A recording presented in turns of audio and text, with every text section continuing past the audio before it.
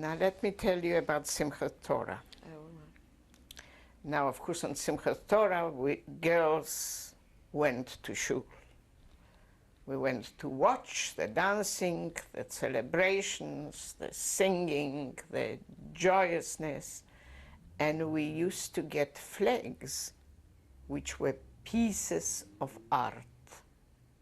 And we used to keep the flags till the next year again.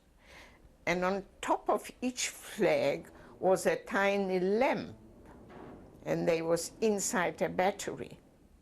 And that when you went into shul and you were going to dance with your flag and with your father and with the others, then the light was on.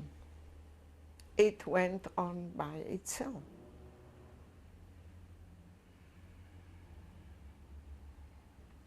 And of course there was always the traditional food on Simchas Torah, which was stuffed cabbage, stuffed with rice and raisins, or stuffed with minced meat and cooked in a sweet sour sauce with the raisins floating to the top of the gravy. And it was baked in the oven, a coal stove, in a coal oven. But the most beautiful baking was done in these coal ovens.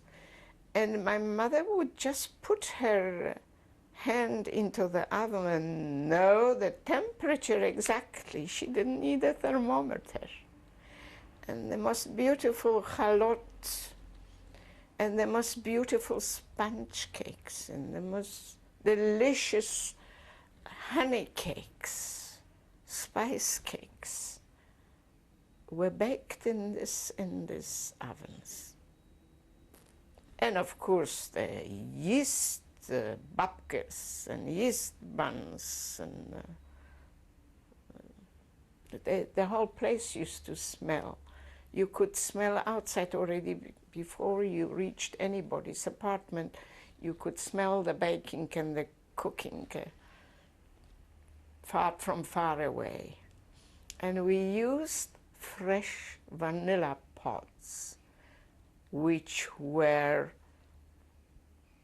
what do you do when you pound it in the brass pounder into powder, and that used to be put into the yeast cakes, yeast babkas, and it would smell delightfully, tantalizingly.